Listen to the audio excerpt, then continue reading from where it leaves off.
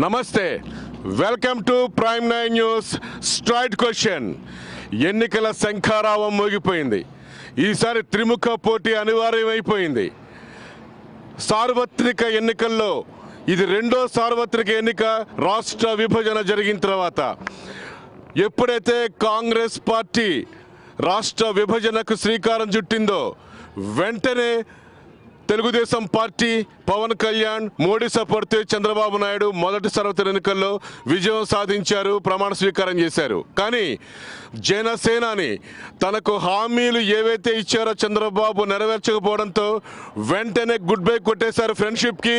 ఈసారి ఎన్నికల్లో తన జన సైనికుల్ని అభ్యర్థులుగా ఆంధ్రప్రదేశ్ మొత్తం రంగంలోకి దింపారు. అవునా కాదా? ఈ నేపథ్యంలోనూ విశాఖపట్నం ఉత్తరాంధ్ర చాలా కీలకమైన ప్రాంతం, జనసేనానికి పట్టున ప్రాంతం. ప్రస్తుతం మనం అనకాపల్లిలో ఉన్నాం. అనకాపల్లి ఓటరు చాలా రాజకీయ చైతన్యం కలిగిన వాడు. ఎంతోమందిని అసెంబ్లీకి, పార్లమెంటుకి హేమీల్ని పంపించినటువంటి చరిత్ర ఉన్నటువంటి ప్లేస్ అనకాపల్లి. అయితే వ్యూహాత్మకంగా పవన్ కళ్యాణ్ ఉభయ గోదావరి జిల్లాల్లో భీమవరం నుంచి తను ఎమ్మెల్యేగా అసెంబ్లీకి పోటీ చేస్తూ నిలబడ్డారు.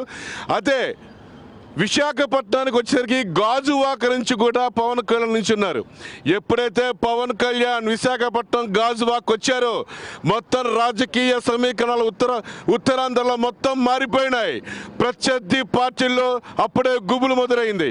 ఇక అనకాపల్లి విషయానికి వస్తే ఒక యంగ్ అండ్ డైనమిక్ లీడర్ని పిలిచి మరి బీఫామ్ ఇచ్చారు. గెలుచుకురా అని అనకాపల్లి బీఫామ్ ఆయన చేతికిచ్చారు. ఆ నేరో కాదు, పర్చూరి భాస్కర్ రావు గారు. అవునా కాదా? పర్చూరి భాస్కర్ రావు గారు రాజకీయాలు ఎప్పటి నుంచి ఉన్నారా లేదా? ఆయన అందుబాటులో ఉన్న మనిషా కాదా? గెలిపిస్తున్నారా లేదా? పక్కానా? రాసుకోవచ్చా? కాస్కో సమ్మనా? రాసుకో సమ్మనా? భాస్కర్ రావు గారిని అసెంబ్లీకి పంపిస్తున్నారా లేదా? చప్పట్లతో గట్టి చెప్పండి. ఉన్న వల్ల కనపడాలి.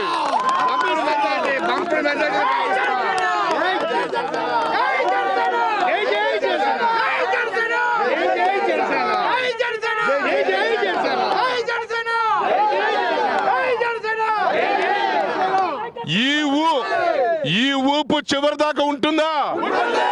పక్కానా? మంచి మెజార్టీ తెస్తున్నారా? అసెంబ్లీకి పంపిస్తున్నారా? ఛాలెంజా?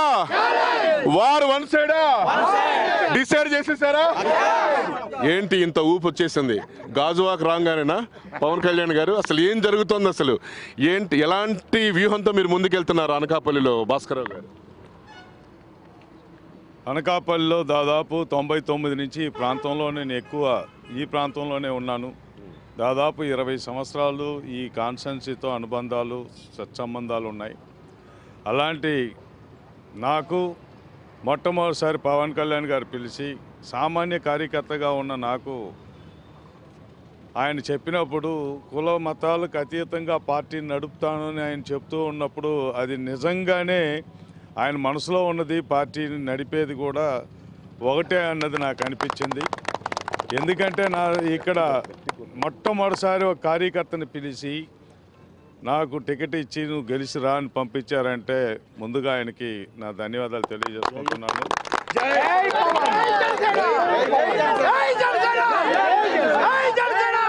నేను ఆల్రెడీ 99 నుంచి ఇక్కడ 20 ఏళ్ళుగా ఈ ప్రాంతంతో సత్సంబంధాలు ఉన్నాయి. ప్రతి ఒక్కరిని ప్రతి ఊర్లో కూడా నేను పేరు పెట్టి 10 మందిని పిలవగలిగిన సంబంధాలు కలిగి ఉన్నాయి.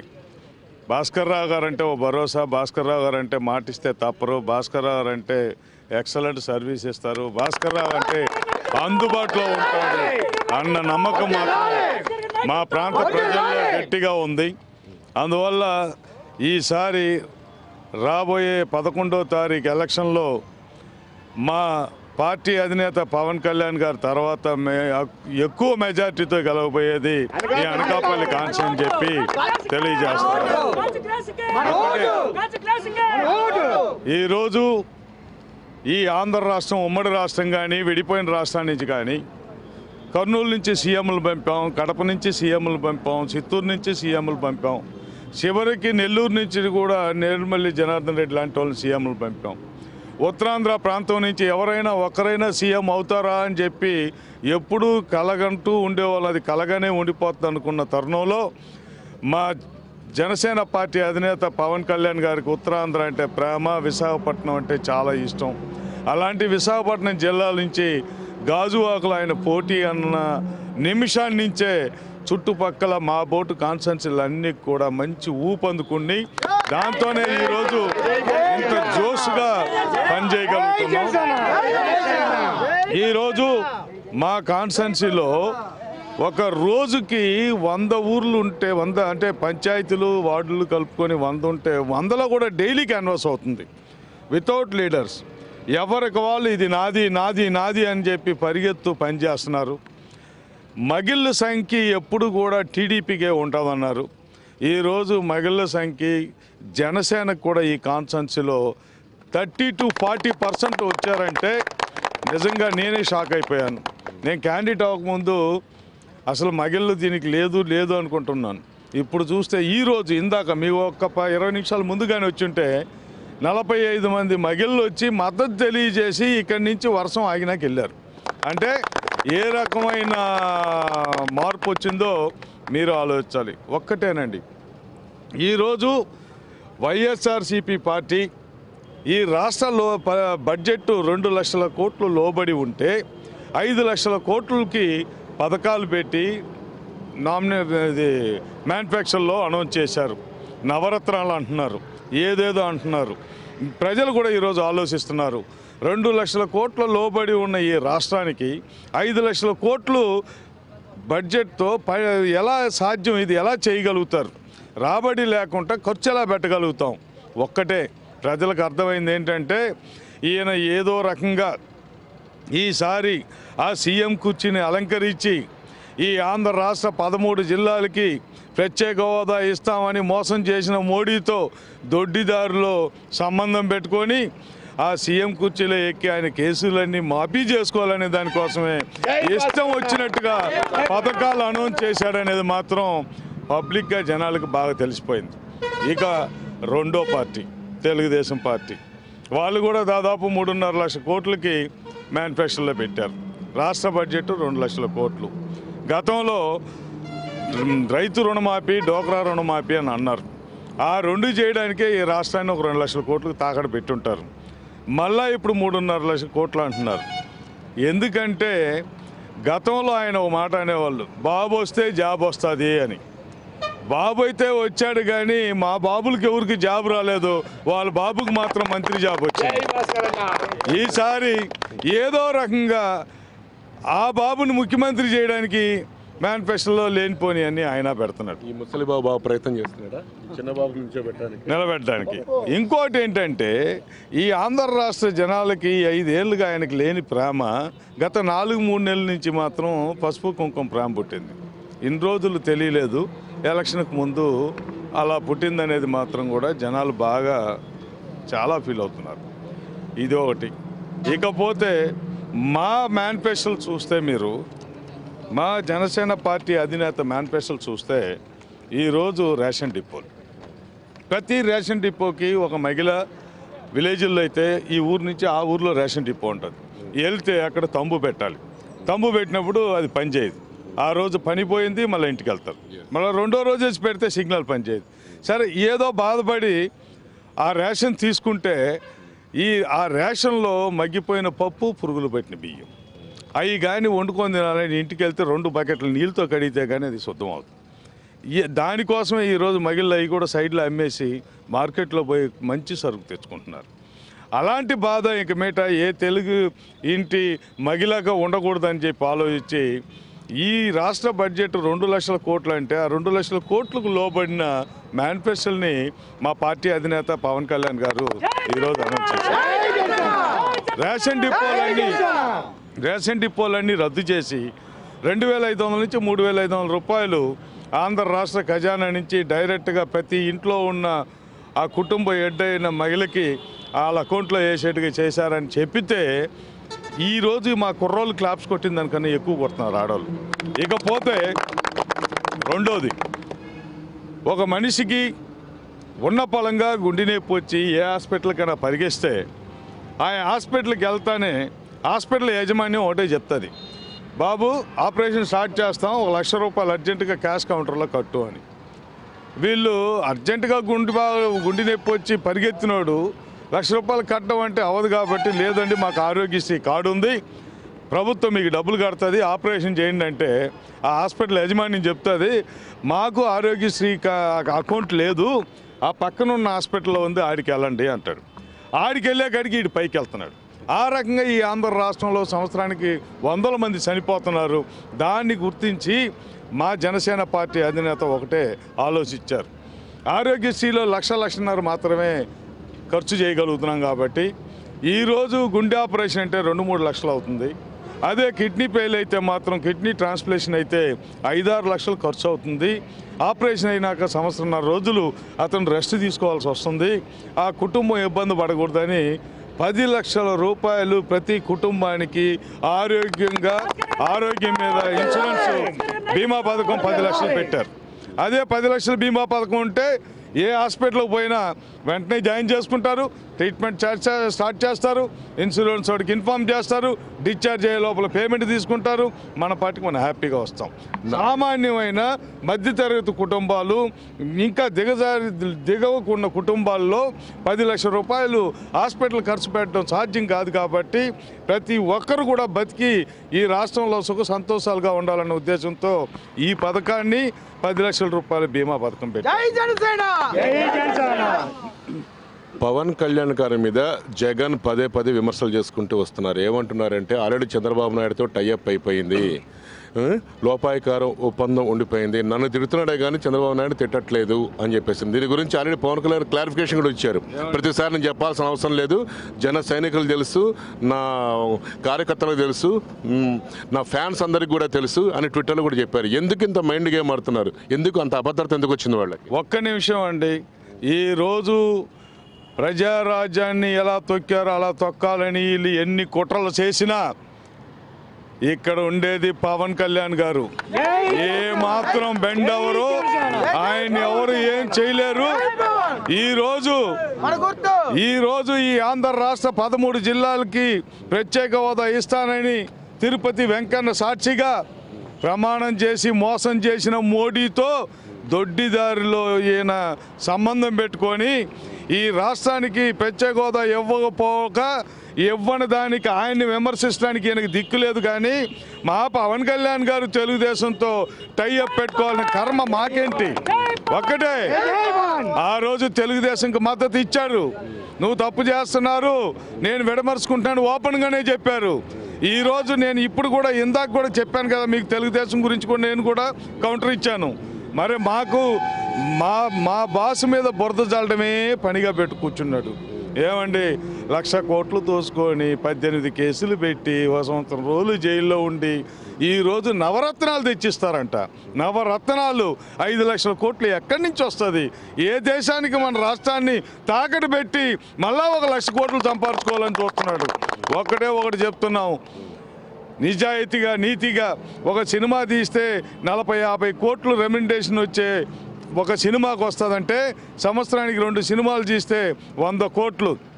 అలాంటిది 5 ఏళ్ళుగా ఆయనకు రావాల్సిన 500 కోట్ల ఆస్తి ఆ సినిమా రూపంలో వచ్చేదాన్ని కూడా వదులుకొని, నేను సినిమాలో ఈ స్థాయికి ఎదగడానికి నా ఫ్యాన్సే కారణం, వీళ్ళందరూ కూడా యువకులు, ఈ రాష్ట్రం విడిపోయింది, ఏదో రకంగా వీళ్ళందరికీ ఒక మంచి ఉద్యోగ ఉపాధి చూపించాలన్న మంచి మనసుతో జనసేన పార్టీ పెట్టారే కానీ సీఎం కుర్చీ ఎక్కాలనుకుంటే ఆ రోజే పోయిన ఎలక్షన్లోనే జనసేన పార్టీ పోటీ చేసి ఉండాలి.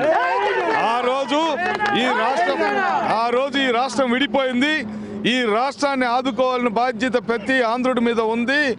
ఇప్పటికిప్పుడు మన ఎలక్షన్లకు వెళ్ళడం కాదు, ఎవరికొవరు సపోర్ట్ ఇచ్చి ముందు ఈ రాష్ట్రాన్ని కాపాడుకోవాలన్న ఉద్దేశంతో ఆ రోజు తెలుగుదేశానికి మద్దతు ఇచ్చారు. అదే 4.5 సంవత్సరం తర్వాత తెలుగుదేశంలో జరిగే తప్పుల్ని విమర్శించి మద్దతు విడమర్చుకొని ఈరోజు ఓంపర్చాలు సిపిఐ సిపిఎం పిఎస్పితో కలిపి 175 కాన్స్టిట్యున్సీల్లో పోటీ చేస్తున్నారు. అది కూడా మనం గుర్తుపెట్టుకోవాలి. ఇప్పుడు దాకా ఎన్నో పార్టీలు వచ్చాయి, ఏ పార్టీ కూడా ఓంపర్చాలకు కానీ బీఎస్పీకి కానీ 2 సీట్లు 3 సీట్లకు పైన ఇచ్చింది లేదు. మొట్టమొదటిసారి బీఎస్పీకి 20 సీట్లు, అలాగే సిపిఎంకి సిపిఐకి అలాగే పార్లమెంటు ఇక్కడ అసెంబ్లీ కూడా ఎక్కువ సీట్లు ఇచ్చిన ఘనత ఒక్క జనసేన పార్టీ అధినేత పవన్ కళ్యాణ్ గారికే దక్కిందని తెలియజేసుకుంటున్నాను. మీ మీద ఎట్లా ఏం ఆరోపణలు చేస్తున్నారంటే మీరు బాగా గంటా శ్రీనివాసరావుకి మంచి రైట్ హ్యాండ్, బాగా కలుస్తున్నారు, కానీ ఎన్నికల కోసమే పైన అలా గొడవలు పెట్టుకొని వచ్చేసారు, వెనకంత లోపాకారి ఒప్పందం ఉంది, ఒకవేళ గెలిచినా కూడా మళ్ళీ టీడీపీలోకి వెళ్ళిపోతారు అని చెప్పేస్తారు. నిజమా? ఫస్ట్ టైం ఒకటి చెప్తున్నానండి, నా సర్వీసు టీడీపీకి 10 ఏళ్ళు ఇచ్చాను, తర్వాత పీఆర్పీలో 3 ఏళ్ళు ఇచ్చాను, తర్వాత కాంగ్రెస్లో 2 ఏళ్ళు ఇచ్చాను, 15 సంవత్సరాలు కూడా. ఈరోజు మీ 9 ఛానల్లో మీరు ఎలా పనిచేస్తున్నారో అలాగే గంటా గారితో పాటు నేను కూడా ఉన్నాను. నాకంటూ ఓ పార్టీ లేదు, కానీ ఈ మధ్యకాలంలో నేను మొట్టమొదటిసారి కాంగ్రెస్లో జాయిన్ అవ్వడం వాస్తవం. కారణం ఏంటంటే ఈ ప్రాంత ప్రజలు నన్ను ఇక్కడ ప్రత్యక్ష రాజకీయాలకు రావాలని పిలుపునివ్వడం, నేను ఆ నేపథ్యంలో నాకు కాంగ్రెస్ వాళ్ళు మాటిస్తే నేను జాయిన్ అవ్వడం జరిగింది. కానీ దాని తర్వాత ఈ ప్రాంతంలో ఉండే జన సైనికులు అందరూ కూడా ఈ భాస్కర్రావు, పరుచూరి భాస్కర్రావు గారు అయితే మంచి వ్యక్తి, సర్వీస్ ఇస్తాడు, మాకు అందుబాటులో ఉంటాడు, మాకందరికి కూడా మంచి దారిలో పెట్టుకొని మాకందరికి కూడా ఏ ఇబ్బంది లేకుండా చూసుకుంటాడని వాళ్ళందరూ నన్ను వచ్చి అడగడం, నేను కూడా పవన్ కళ్యాణ్ గారి దగ్గరికి వెళ్ళడం, ఇలా అడిగిన వెంటనే ఖచ్చితంగా నీకు సీట్ ఇస్తాను అని చెప్పి ఆయన చెప్పడం.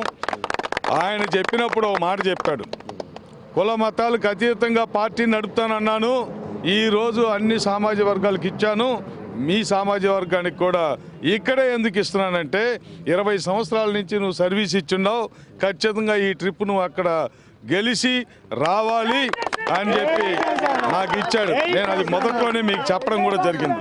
ఒక్కటే, నేను ఇప్పుడు దాకా ఏ నామినేటెడ్ పోస్టో ఏ పార్టీ పోస్టో తీసుకోకుండా 20 ఏళ్ళు గంటా గారితో కూడా ఉన్నానండి. ఈరోజు పవన్ కళ్యాణ్ గారు మొట్టమొదట ఒక కార్యకర్తని ఈరోజు ఎమ్మెల్యే క్యాండిడేట్గా అనౌన్స్ చేశాడు. బతికితే ఇంకొక 20 ఏళ్ళు బతుకుతాం, ఉన్న 20 ఏళ్ళు చచ్చిపోయే వరకు ఆ పార్టీలో ఆయనతోనే ఉంటాం, కానీ ఇంకో పార్టీకి పోయేది లేదు. భాస్కర్రావు గారి మాట నమ్మొచ్చా? నమ్మొచ్చండి. పక్కానా? మరి గెలిపిస్తారా? ఇచ్చిన హామీల్ని నిలబెట్టుకుంటారు నమ్మకం మీకుందా? భాస్కర్రావు గారు వెంట మీరు నడుస్తారా? రాసుకోవచ్చా? ఛాలెంజా? ఈరోజు మా మేనిఫెస్టోలో ఇలా నేను తీసుకెళ్ళి జనాలతో చదివితే ఎంత క్లాప్స్ కొడుతున్నారంటే ప్రతిదీ కూడా వాళ్ళకు దగ్గరలో ఉంది, చేరువలో ఉంది. అలాగే నేను మా గాజు గ్లాసుని కూడా చూపించాను. ఏమండి, మా మేనిఫెస్టోలు అన్నీ మీకు అందుబాటులో ఉన్నాయి, కానీ ఈ మట్టి మీద ఏ ఒక్కరైనా పుడితే, ఎగ్జాంపుల్ మా అప్పచెల్లికి ఒక చెల్లో ఒక బాబో ఒక పాప పుడితే పుట్టిన 3 గంటల్లో ఆ పాప ఏడుస్తుంది. ఏడ్చినప్పుడు వాళ్ళ అమ్మకి అమ్మాయి దేంతో ఏడుస్తున్నాడని చెప్తే ఆ తల్లి వచ్చి ఒకటే చెప్తుంది, బిడ్డను కనుక్కుంటే సరిపోదు, ఆ బిడ్డ ఆకలికి ఏడుస్తుంది, పాలు ఇవ్వని. కానీ కొన్ని తల్లులు తల్లి పాలు ఇస్తారు, కొన్ని మంది మాత్రం మన బయట పాలు ఇస్తారు. ఒక మనిషి ఈ మట్టి మీద పుట్టిన 4-5 గంటల్లో మా గ్లాసు గుర్తే ఆదుకుంటుంది. దీంట్లో పాలు కలిపి బుడ్డీలో పోసి ఆ బిడ్డ తాగేదానికి ఫస్ట్ టైము ఒక మనిషికి ఈ రాష్ట్రంలోని అన్ని పార్టీల కన్నా మా పార్టీ సింబల్ మొట్టమొదటి ఒక మనిషిని ఆదుకుంటుంది మా మేనిఫెస్టోలో ఉన్న పథకాలలాగా. అలాగే మా పవన్ కళ్యాణ్ గారు మనసులాగా ఇది గాజు గ్లాసు స్వచ్ఛంగా కనిపిస్తుంది. దీంట్లో నీళ్లు పోస్తే నీళ్లు కనిపిస్తుంది, పాలు పోతే పాలు కనిపిస్తుంది. మిగతా పార్టీలాగా కుళ్ళు రాజకీయాలు, కుట్రాలు, కుతంత్రాలు మా సింబల్లో కనిపివని కూడా మీ మళ్ళా తెలియజేస్తూ ఈరోజు నేను అనకాపల్లి ప్రాంతంలో 20 సంవత్సరాలుగా నేను ఇక్కడే తిరుగుతున్నాను కాబట్టి అన్ని పార్టీలతో పాటు మా పార్టీ మేనిఫెస్టో కూడా ఉంది. కానీ నేను మొట్టమొదటిసారి పరుచూరి భాస్కర్రావు ముందు చూపు అని చెప్పి 100 రూపాయల బాండ్ పేపర్ మీద 17 అంశాలని పెట్టి ప్రెస్ మీట్లో పబ్లిక్ ఇచ్చాను.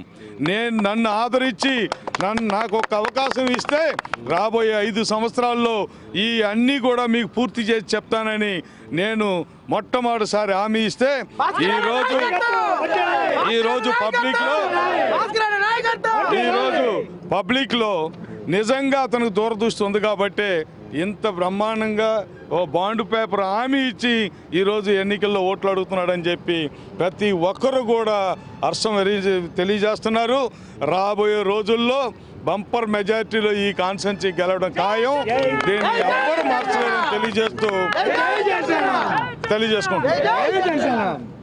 ఇలా బాండ్ పేపర్ ఇచ్చినటువంటి దమ్మున్న ఏకైక నాయకుడు ప్రస్తుతం నేను విజయవాడ దగ్గర నుంచి ఉత్తరాంధ్ర వరకు తెలుసుకుంటూ వచ్చాను. ఒక్క జనసేన అభ్యర్థి అనకాపల్లి పర్చూరు భాస్కరరావు గారి ధైర్యంగా ఇదిగోండి ఇలా బాండ్ పేపర్ రాసిస్తున్నాను, రేపు ఏదైనా తేడా వస్తే నన్ను బయటకు లాగండి అంటున్నారు. అదే కదా నిలబెట్టి అడగమంటున్నాను.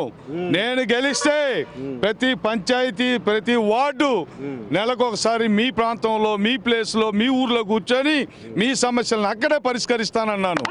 నేను చెయ్యకపోతే నన్ను అక్కడ నిలబెట్టి అడగమని చెప్పి మా ప్రజలకి మా అనకాపల్లి ప్రాంతంలో ఉన్న ప్రతి నాయకులకి కార్యకర్తలకి ప్రజానీకానికి నేను హామీ ఇచ్చి మరి ఓటు అడుగుతున్నానని తెలియదు. ఈ బాండ్ పేపర్ నిజంగా ఎంత దమ్ముండాలి, ఎంత గట్స్ ఉండాలి. ఎందుకంటే 5 సంవత్సరాల పాటు గెలిచిన తర్వాత ప్రజలకు మొహం చూపించాలి, నిలబడాలి. ఇక్కడి నుంచే సామాజిక మార్పు ఏదైతే పవన్ కళ్యాణ్ కోరుకున్నారో పరుచూరి భాస్కర్ రావు గారి దగ్గర నుంచే స్టార్ట్ అయింది.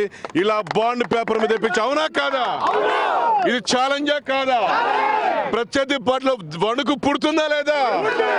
మరి ఇప్పుడు నమ్మకం వస్తుందా లేదా భాస్కర్ గారి మీద? మాకు 2 గుర్తులు సార్. ఒకటి పవన్ కళ్యాణ్ గారు, 2 భాస్కర్ అండి. మా ఈ 2 గుర్తుల మీద మేము దిగుతున్నాం సార్. ఇందులో తెలుగుదేశం అవ్వచ్చు, వైఎస్ఆర్ అందరూ కూడా భాస్కర్ అన్న గారిని తిరుగుతున్నారు సార్. ఎందుకంటే ఇది పార్టీ సింబల్ కాదు సార్. ఒక భాస్కర్ అన్న, ఒక పవన్ కళ్యాణ్ సార్. పవనిజం భాస్కరిజం ఈ 2 సార్. ఎందుకు భాస్కర్ రావు గారు అంటే ఎందుకు అంత అటాచ్మెంట్? మాకు 10 సంవత్సరాలు బట్టి ఒక అన్నలాగా, ఒక తండ్రిలాగా, ఒక సోదరులాగా, ఇంట్లో ఒక బిడ్డలాగా ఉంటారు సార్. జగన్ కూడా అట్లా మాకు తెలియదు సార్. మా కాన్సెప్ట్లో ఉన్నటువంటి వ్యక్తి ఏకైక గంటా శ్రీనివాసరావు గారి దగ్గర నుంచి కూడా మేము అది ఏ పార్టీలో ఉన్నా సార్ ఆ పార్టీలోకి వెళ్ళే వ్యక్తిలో మేము అంటే అర్థం కాదు మేము తిరుగుతాం సార్. మేమే కాదు సార్, నువ్వు వేల మంది అది ఎప్పటి నుంచో ఉంది సార్. అతని మీద అభిమానం. కుల మతాలకు అతీతంగా ప్రవర్తించే వ్యక్తి ఏకైక భాస్కర్ అన్న కదా సార్. ఏకైక భాస్కర్ గారండి. గెలిచిన తర్వాత పరుచూరి భాస్కర్ రావు గారు హామీలు నిలబెడతారు, మీ హామీలు తీరుస్తారు నమ్మకం మీ అందరికి ఉందా? బంపర్ మెజార్టీ ఇస్తున్నారా? వారు 1 సైడా పక్కన పవన్ కళ్యాణ్ కింగ్ మేకరా? కింగ్ అవ్వాలని కోరుకుంటున్నారా లేదా? కింగ్ అవుతారా? భాస్కర్ రావు గారు అసెంబ్లీ ప్రమాణ స్వీకారం చేస్తున్నారా లేదా? ఎందుకంత నమ్మకం ఆయన మీద? మా భాస్కర్ గారు మా ఈ ప్రాంతంలో ఇచ్చే సర్వీస్ అందరికీ నచ్చి మెచ్చి ఆయన తన అందుబాటులో ఉంటారు. నీ కళ్ళు కూడా చెమరుస్తున్నాయి. నీకు ఎంత లవ్ ఉందో తెలిసిపోతుంది ఆయన అంటే. ఫైనల్ గా మీరు చెప్పండి. ఇప్పుడు ఎంత మెజార్టీతో మీరు ఇక్కడ గెలిచి చరిత్ర సృష్టించబోతున్నారు? పవన్ కళ్యాణ్ గారికి గిఫ్ట్గా ఇవ్వబోతున్నారు అనకాపల్లి నియోజకవర్గాన్ని. మీకు ఒక్కటేనండి, ఈరోజు ఈ జిల్లాలోనే మా పవన్ కళ్యాణ్ గారు తర్వాత మెజారిటీ మాదే, దాంట్లో డౌట్ లేదు. మా ప్రాంతంలో ఒక నిర్ణయానికి వచ్చారు. 5 ఏళ్ళకు ముందు వీళ్ళకు ఓట్లేసి అసెంబ్లీకి పంపిస్తే ప్రత్యక్ష పార్టీగా కూర్చొని ప్రతిపక్ష పాత్ర పోషించకుండా ఎప్పుడు చూసినా పాదయాత్ర ఓదార్పు యాత్ర అని ఊర్ల మీదకి వెళ్ళిపోయిన దానివల్ల 5 సంవత్సరాలు అక్కడ వీళ్ళు ప్రతిపక్షంలో కూర్చోకుండా ఉన్న దానివల్ల చంద్రబాబు నాయుడు గారు ఇష్టం వచ్చిన జీవోలు పాస్ చేసుకున్నారు. వీళ్ళకి కానీ ఓట్లేసి ఈసారి పంపిస్తే జగన్మోహన్ రెడ్డి గారికి ఎప్పుడు కోపం వస్తుందో అప్పుడు బాయ్కాట్ అంటాడు, మళ్ళీ వీళ్ళు ఊర్ల మీదకి వెళ్ళిపోతారు. ఇప్పటికే 5 ఏళ్ళు వేస్ట్ చేశారు అసెంబ్లీని, క్వశ్చన్స్ వేయట్లేదు. ఈసారి వేసి పంపించిన అదే జరుగుద్ది కాబట్టి అనవసరం వాళ్ళు పంపడం అన్నది మాత్రం జనాల్లో గట్టిగా ఉంది.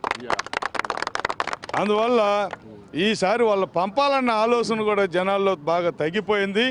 కాకపోతే రోడ్ షోలు చూపించి కెమెరాలో ట్రిక్స్లు చేసి ఆ జనాల్ని చూపించి సినిమా చూపిస్తున్నారు. 11వ తారీఖు ప్రతి ఒక్కరూ కూడా నిర్ణయం తీసుకున్నారు. ఒకటి నేను నిన్న పోతే నేను ఒక కార్యకర్తకి చెప్పాను, ఇండియా బార్డర్లో సైనికుడు కానీ రాత్రి పోలో వర్షం పడినా తుఫాను వచ్చినా మనసు పడినా, అలాగే చైనా వాడు పాకిస్తాన్ వాడు AK-47లో నుంచి బుల్లెట్ దూసుకొని వస్తున్నా ఈ రాష్ట్రం ఈ దేశం ఏమైపోద్దని అలా కాపలా కూర్చొని ఆడ ఉండబట్టే మనం ఈడ ఇంత సంతోషంగా ఉన్నాం. రాబోయే 11వ తారీఖు మీరందరూ కూడా జనసేన పార్టీ గాజు గ్లాసుకి ఓటేసి గెలిపిస్తే రాష్ట్రంలో సైనికుల్లాగా పవన్ కళ్యాణ్ గారు అనకాపల్లి బార్డర్లో పాకిస్తాన్ ఇండియా బార్డర్లో సైనికుడు ఎలాగ ఉండి కాపాడుకుంటాడో 5 ఏళ్ళు మిమ్మల్ని నేను బార్డర్లో కాపలా ఉండి మిమ్మల్ని కాపాడుకుంటాను ఒక సైనికుడు. మా వాళ్ళందరూ కూడా చాలా సంతోషంగా ఉన్నారు.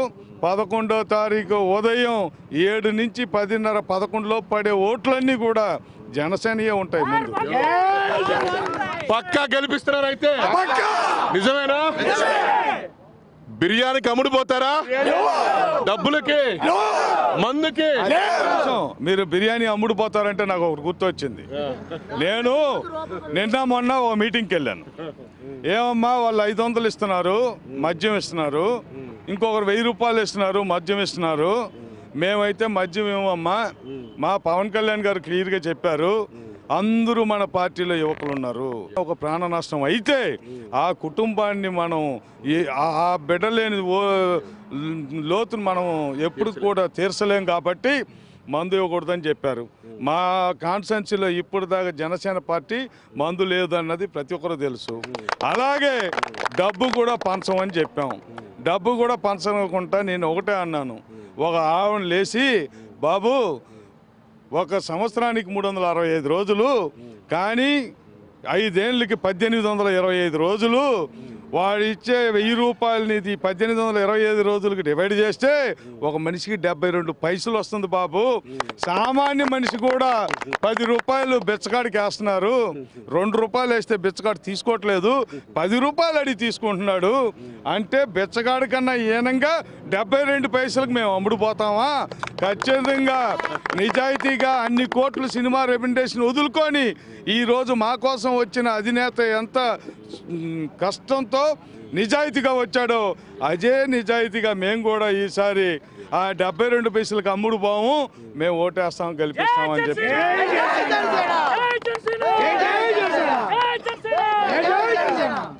గెలుపు రాసేసుకోవచ్చా? ఇంకా భయపడాల్సిన అవసరం లేదు కదా. కాన్ఫిడెన్స్, కాస్కో సంబా, గబ్బర్ సింగ్ పవర్ చూపిస్తున్నారా లేదా?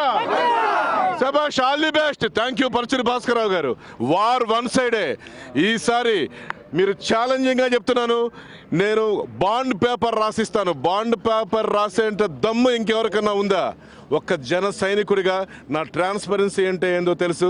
నేను గెలిచిన తర్వాత ఏమేమి నేను చేసి చూపిస్తాను అని మొత్తం 100 రూపీస్ బాండ్ పేపర్ మీద రాశారు.